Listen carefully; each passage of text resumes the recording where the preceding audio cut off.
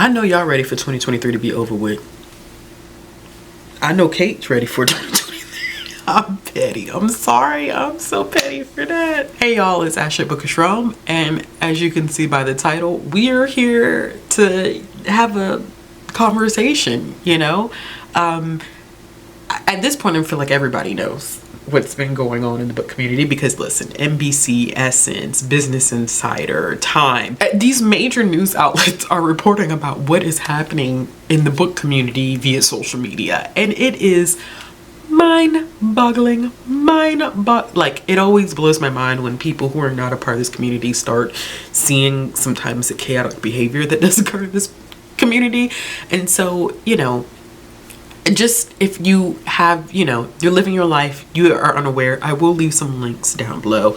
But I'm here to talk a little bit about Cait Corrain, not really the situation, but I want to talk a little bit about what this event is saying about publishing right now, you know. And it's interesting because I'm kind of shocked by the behavior, and probably not in the way that you're thinking.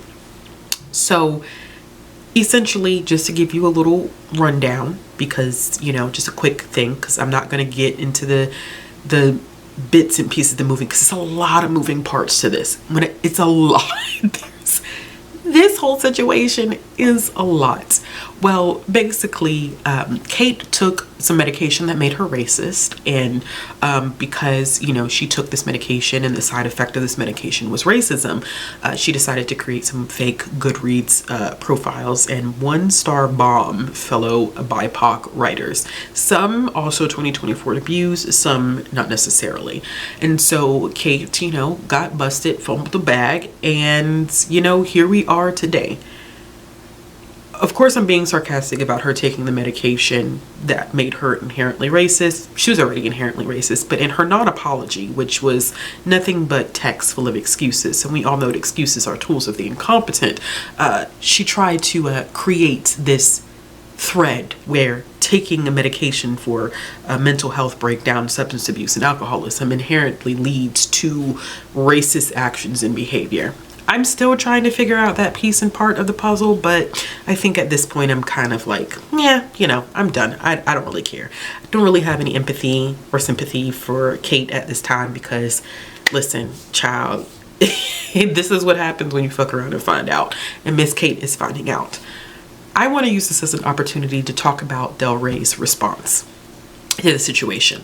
I'm not gonna lie to you, I was extremely worried based off of past things that have happened in publishing, especially because of the statements that were made in 2020.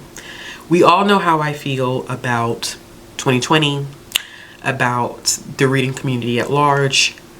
I wasn't a fan. You know, everybody was rallying behind Black creators, Black community, publishers or takes, talking about they were going to make these DEI, you know, statements and have, you know, these new coordinators and VPs and representatives. And I will say, before I get into the meat of this, PEN America has a wonderful article that details some of the work that publishing has done since 2020, and a huge chunk of the work that they still have to do. You know, we're 4 years in this game, and so part of me is still lingering in some disappointment and feeling some type of way about the way publishing handles things. I also recognize that things don't necessarily change overnight, but publishing definitely has a long way to go. What I was not expecting was what happened. I was not expecting what happened. And a small part of me is a little hopeful and is proud of Del Rey for standing 10 toes down on the decision that they made. Because, you know, the first tweet is what made me feel like, okay, this is going to go absolutely nowhere, right? Del Rey, you know, put out a tweet saying that they were aware of the situation that was going on. They were aware basically of the accusations. I'm sure they're probably doing their own investigations. I'm sure that they were having to do their own thing in the background, whether that was starting to get a legal team on board or whatever, or call in their legal team, the whole nine. So they sent out a tweet saying that they were aware of the situation, right? And then what was interesting is that they followed up saying that Cait would not be on their 2024 release schedule. Well, of course, that prompted some responses from people on the internet and prompted some kind of worry within me, because I'm thinking like, okay, is this going to be a strategic move where we are going to permit an author to engage in racist behavior, allow them to, harm BIPOC authors, and we just will hope and pray that this will eventually cycle out of, our daily news, and we can publish her in the next couple of years. That's what I was, like so many people. And then I saw some people were saying that the book was in schedule to come out in 2027. And I was like, you know what? This is why your girl has trust issues with publishing, because we have all these statements, they don't stand behind them. And then it just is like, it's always a huge letdown. What I will say is when that follow-up tweet came the next day and Del Rey said, we will no longer be publishing any books by her or any books in that contract, it let me know one thing. First of all, it was a multi-book contract. Girl, what was you doing? You let racism mess your money up like that? That's wild. Because it wasn't a one book deal contract. We don't know the extent of the contract, but the fact that they said they will not be publishing anything else in the contract kind of is an indication that she probably had more than one book deal with Del Rey. Okay. Then on top of that, they're saying we're not doing this at all. We're this is not happening. So they have cut ties with her. And that's a big thing.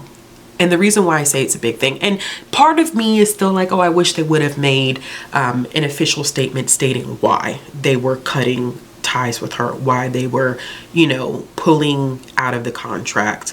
But you know what? I think they walk the walk in this situation. This is beyond. This is what I think so many of us have been expecting from publishing, right?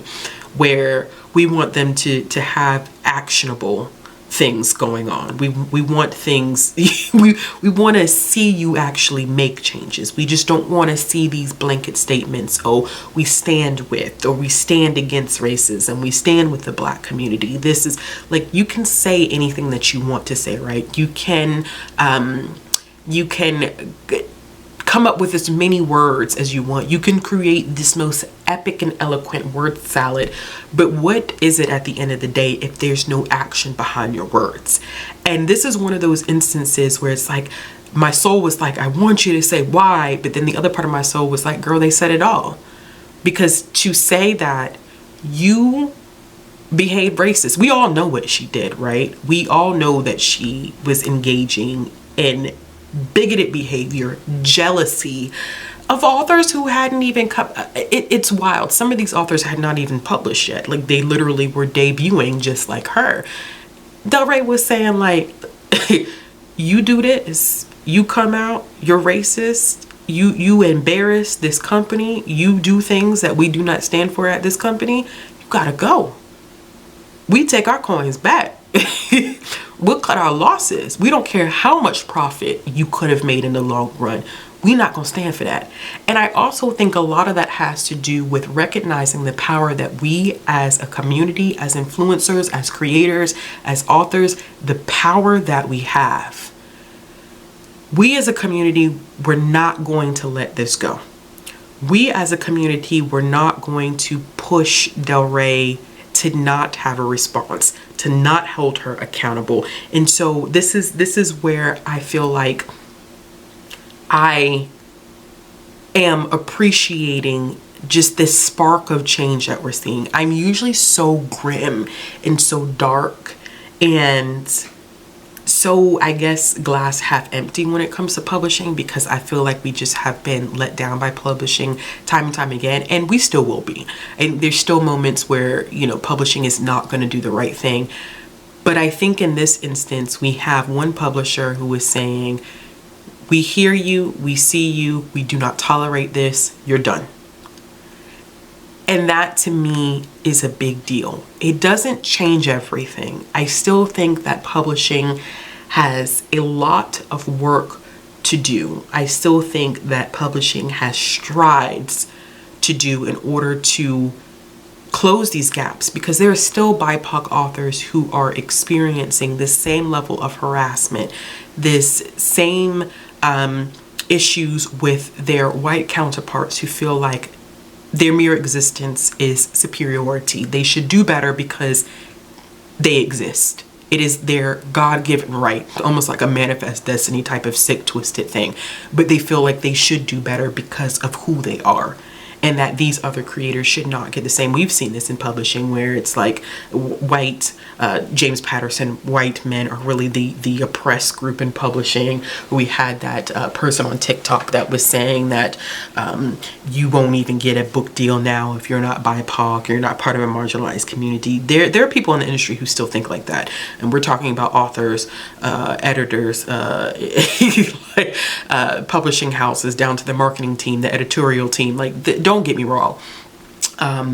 Those people still exist, and that behavior is still going on. And I don't want the actions, this one situation, to minimize the issues and content or minimize the issues and the strides that publishing still has to make.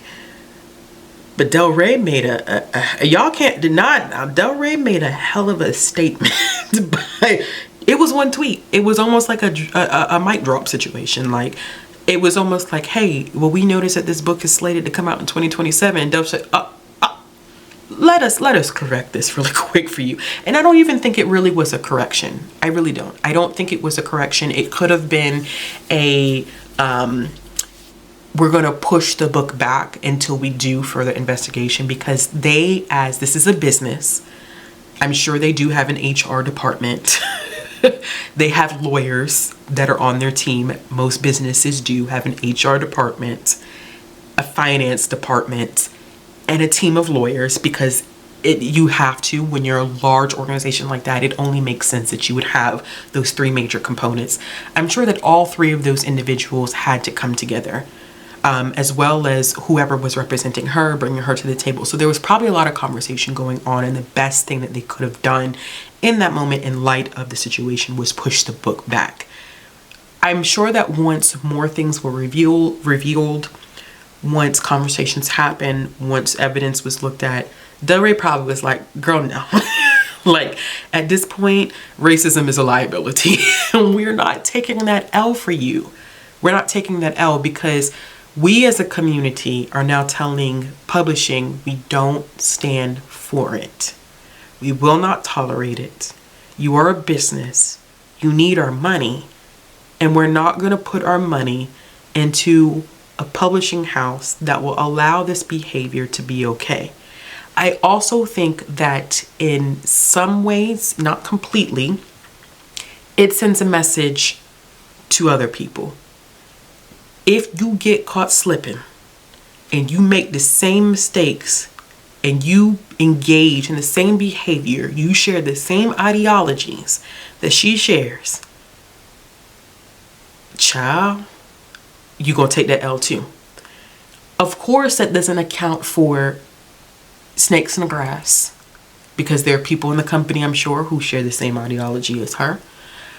I'm sure that there are other authors that have the same, which is that, you know, what I was saying before, we still have these issues that exist. I don't want to minimize those issues.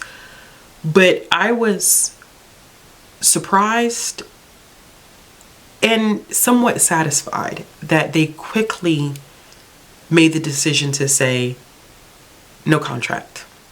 That contract at this point is null and void. You cannot engage in racist behavior and bigoted behavior and think that we are going to keep you on our roster. I think in the past, more than not, authors engaged in behavior like this and they were given a slap on the wrist. We hush, hush, hush. We push the book back and then we re-release it. You know what I'm saying? We wait for everyone to forget that everything has happened. And I think in this moment, by Del Rey saying, we're not going to do that. we're listening to what people are saying, and we're going to respect the voices that are speaking up, and we're going to cut ties with you because we don't want you a part of our organization. And I hope that Del Rey, you know, keeps this behavior up, that they stand on this belief that bigoted and racist behavior is not something that their organization stands for. It's not something that the organization tolerates.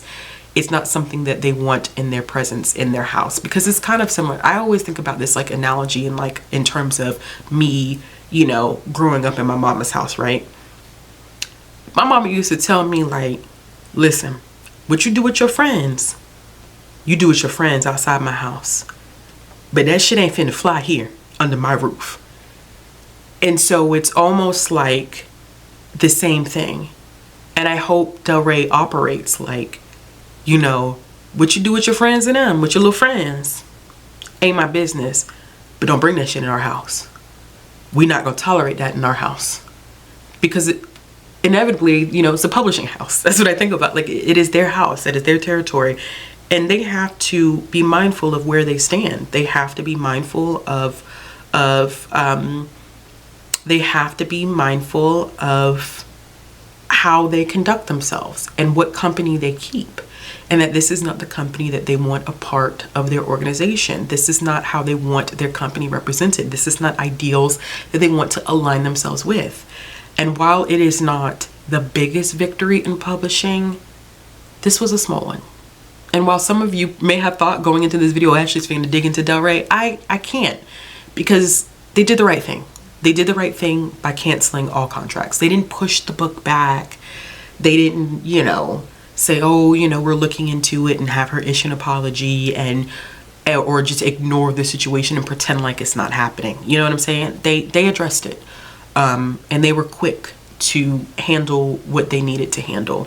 I do think that, you know, there are some people like me who would have wished, once again, like I said, for a more official statement on top of them canceling her contracts. I think that that would have been like the cherry on top, like, hey, we're pulling out. We don't stand for this type of behavior in our publishing house. But I think the actions kind of dictated. It said it all. They inevitably ended her career within a couple of days.